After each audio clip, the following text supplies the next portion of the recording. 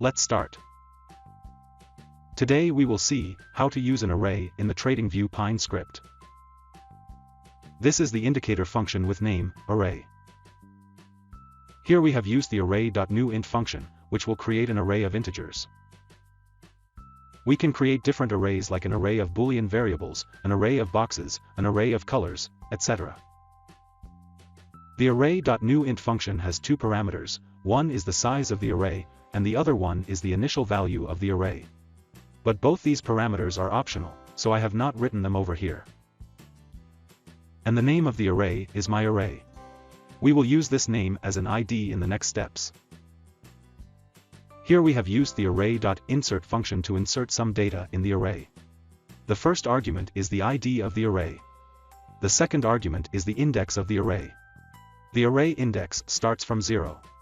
And the third argument is the data to be inserted. Here we are going to plot the data from the array. We have used the array.get function to get the data from the array. Let's add this indicator to the chart. As you can see, we had added some data into the array, and that data has been plotted here. So that's it. That's how you can work with an array in the Tradingview Pine script. Thank you.